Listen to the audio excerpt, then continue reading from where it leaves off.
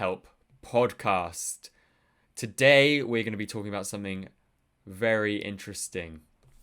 Why curiosity is the key to your self-help success. So, Jack, could you give a definition of curiosity? Yes. Curiosity for me is either the feeling or a mindset of inquisitiveness. It's you go about your day-to-day life looking and thinking, how does that work? What's that? All this sort of, you want to learn. It's a mindset of constant improvement. You want to try and understand new things that haven't, come to you before. And the best example that I can give is imagine a little kid. They walk around, 7 hours a day, just pointing at stuff going, what's that? How does that work? It's just that, basically, the curious state of trying to learn more. Yeah.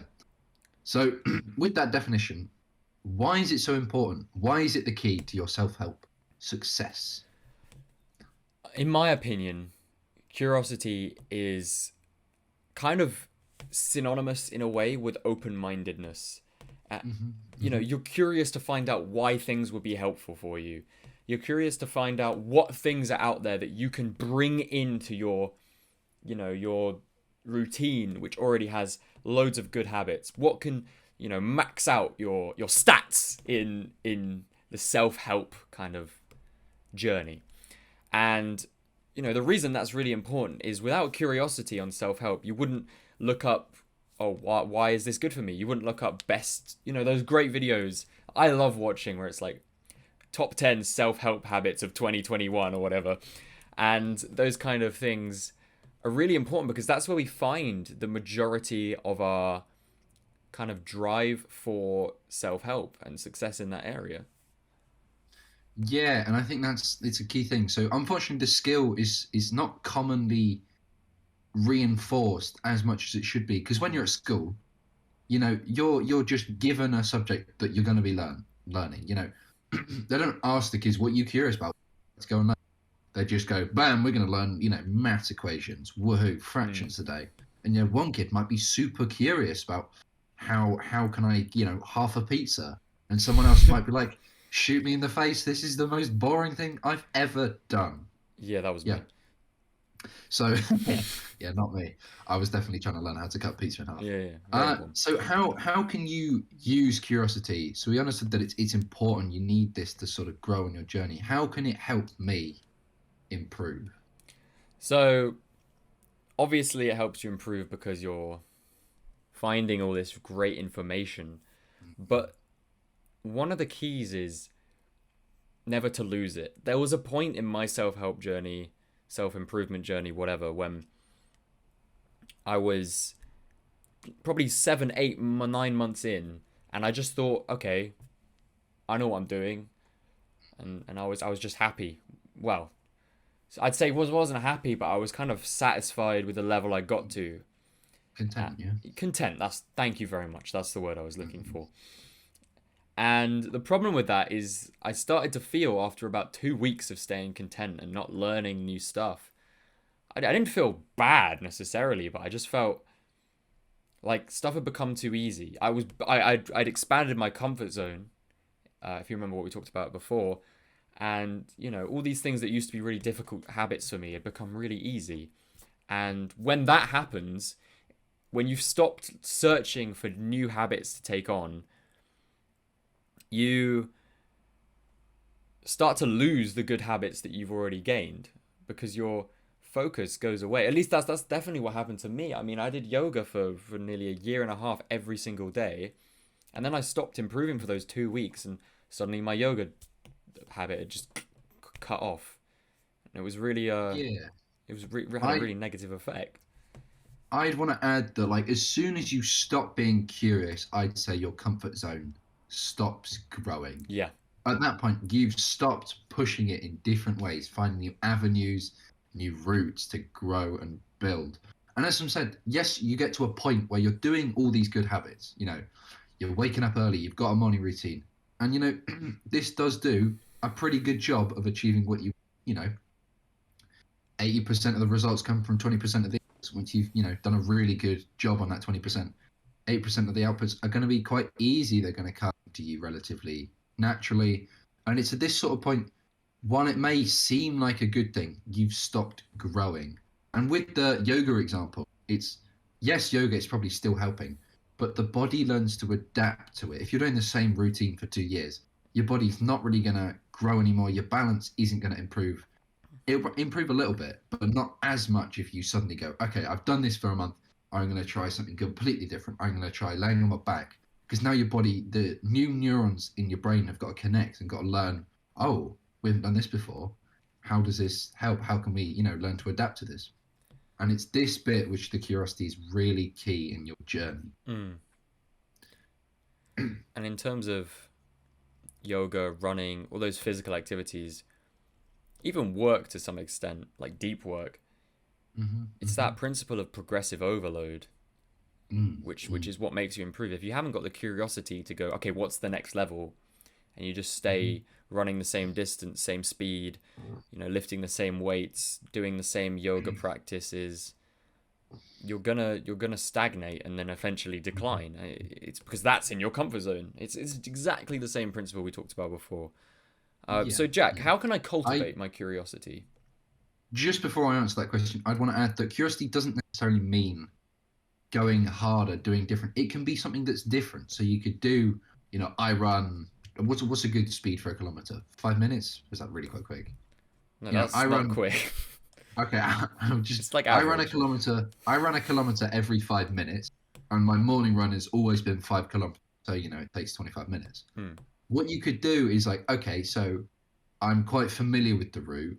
I like it. It's easy. It just gets me up in the all you want. But you could go, is there a different route I could take?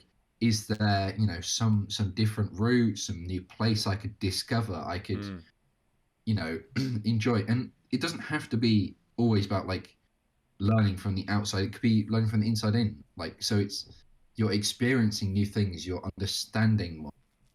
And I think curiosity is definitely one of the things that can help your mental health in the best way, because it just brings satisfaction and joy.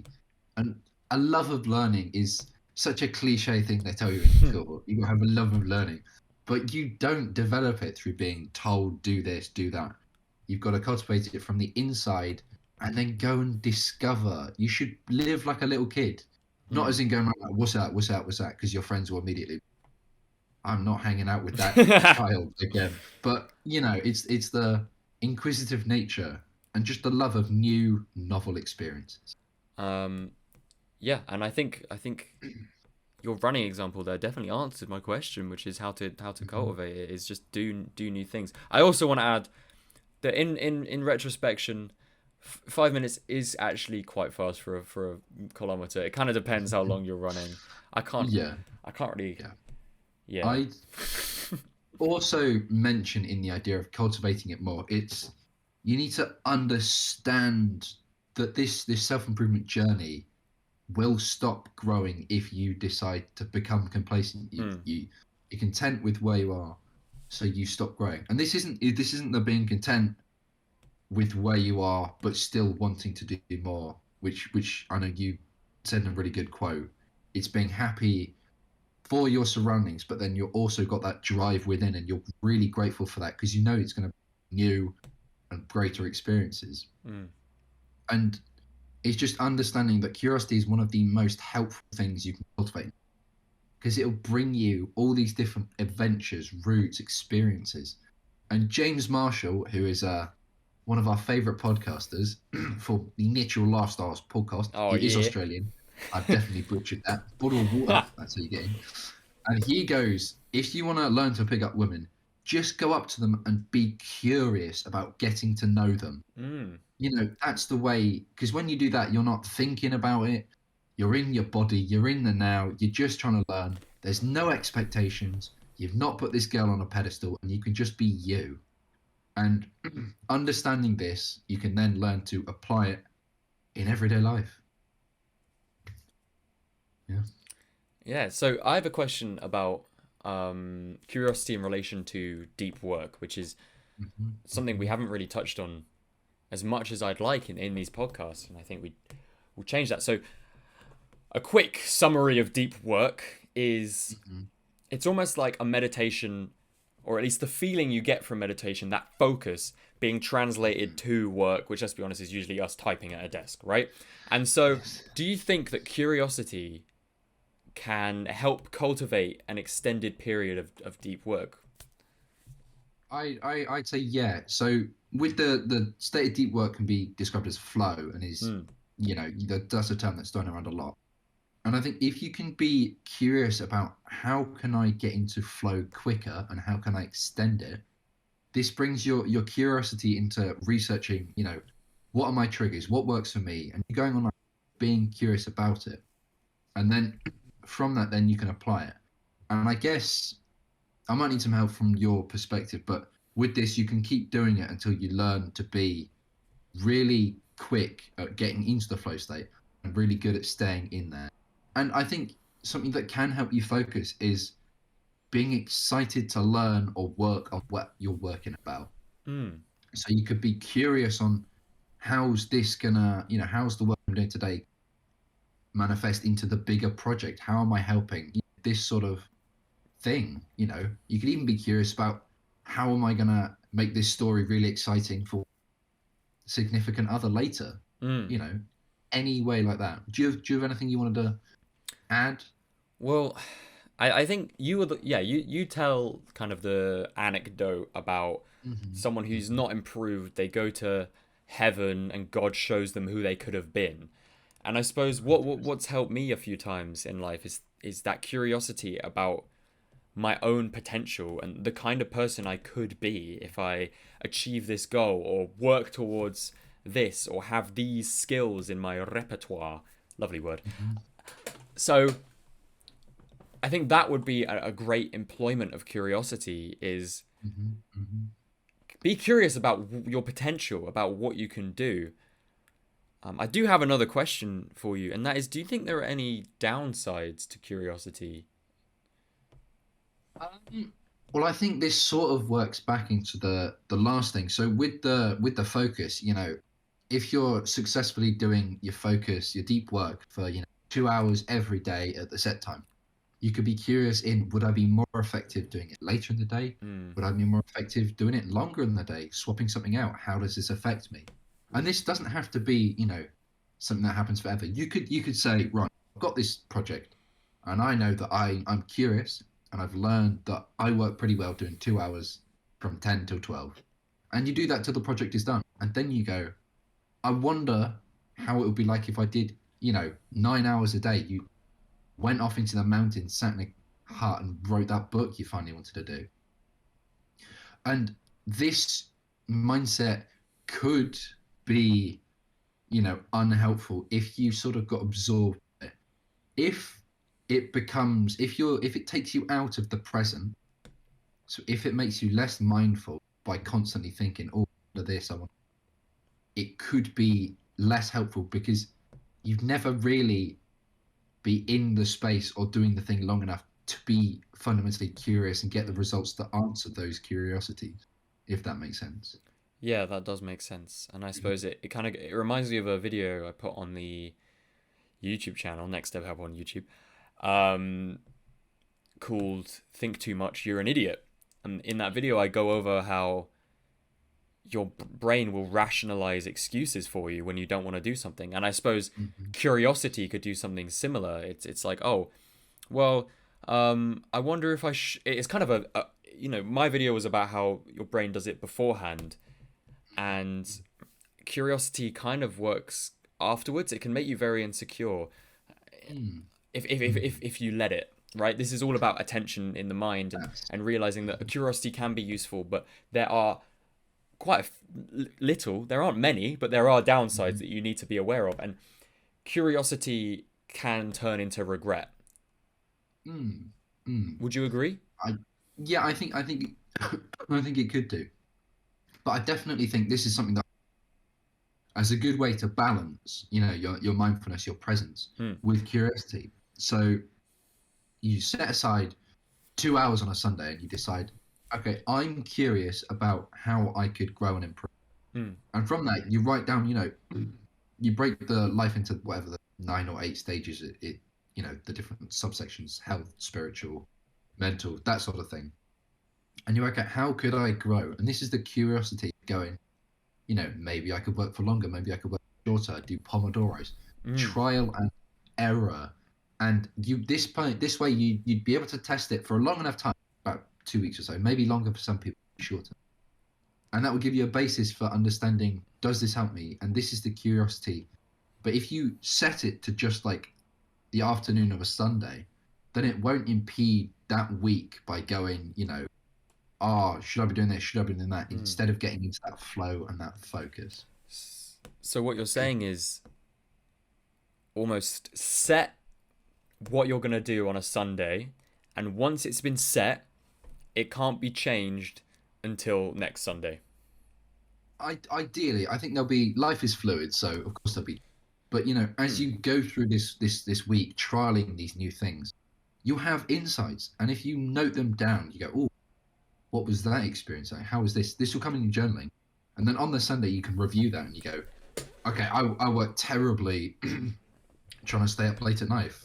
So late at night, doing the deep work, the sun's already set. You go, this week I'm going to try doing it first thing in the morning, which of course is something we've talked about in our morning routine podcast. But it's just that sort of principle of where am I and how can I use this to grow? Where am I right now? What insights? What do I want to test to be more effective at achieving my goal?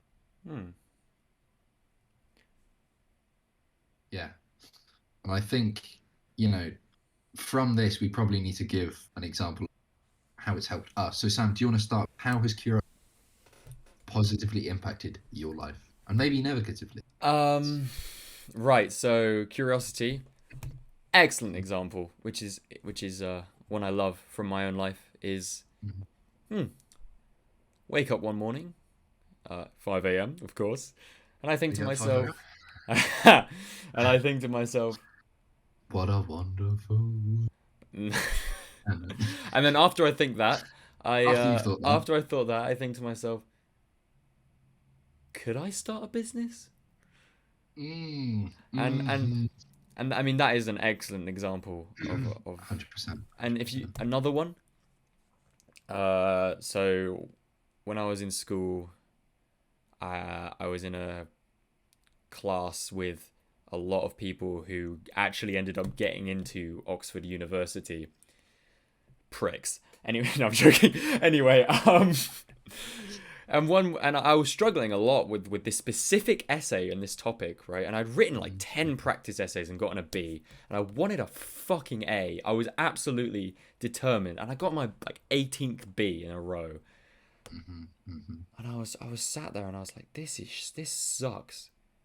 And then I kind of pictured these people in my mind who seemed to get it really easily, get the A like very easily. And I just thought, yeah, but what if I could get an A star and do better? Anyway, in the end, I got an A star and did better than a couple of them, which made me feel very, very happy. Very, very happy, right? And that's a great example of curiosity. A negative example of curiosity, though, which I can give, right, from my own life, and it's not something I'm proud of, is I was in a 2-year-long relationship. This was before I started my self-improvement journey, so, cut me a tiny, tiny bit of slack.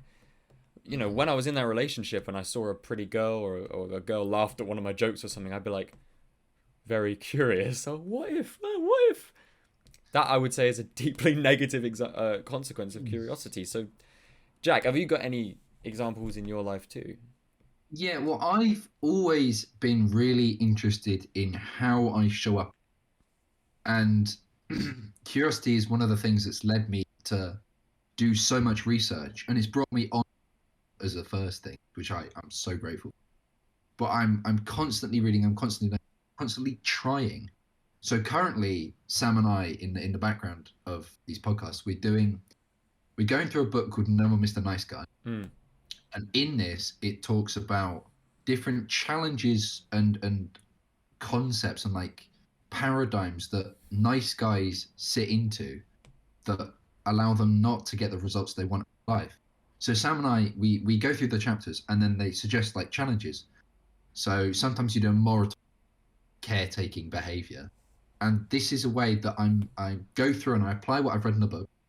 I do the challenge.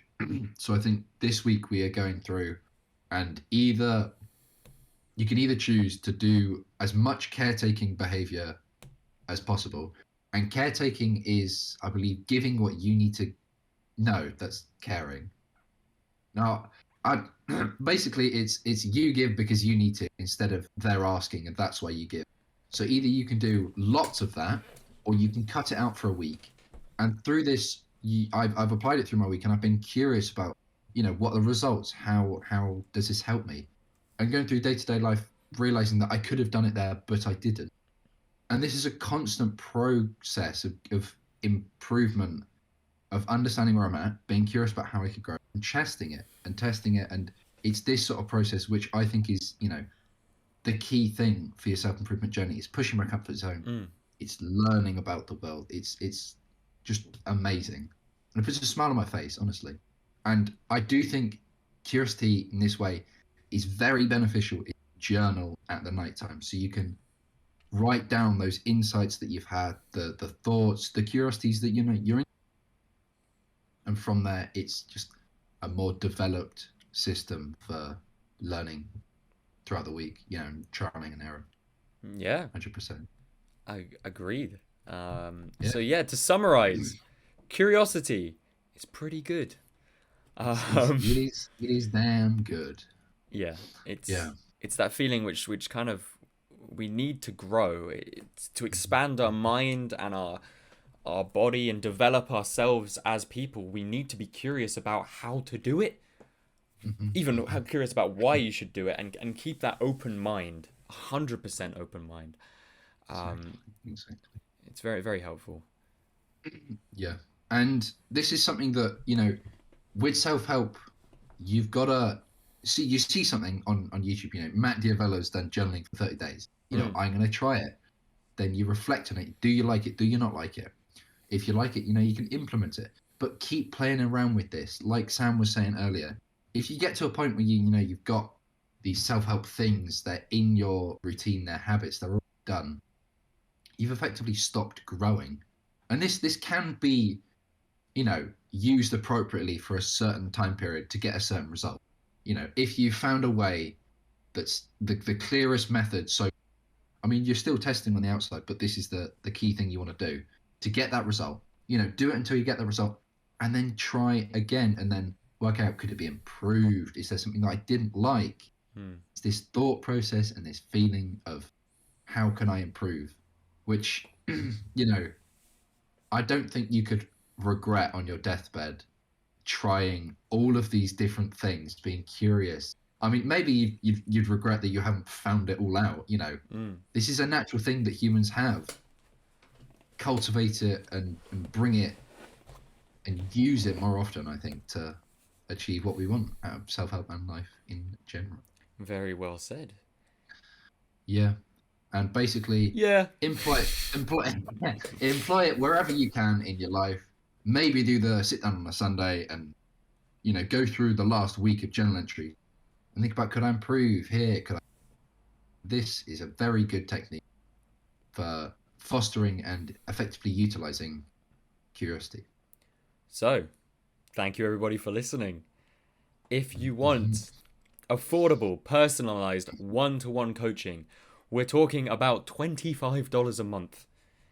25. Jack, is that a good price? That is a good price. It's one coffee a week, depending on where you get your coffee. Yeah, very much depending on where you get your coffee. So check out our website, nextstephelp.net, if you are interested. Thank you everybody for listening. See you next week.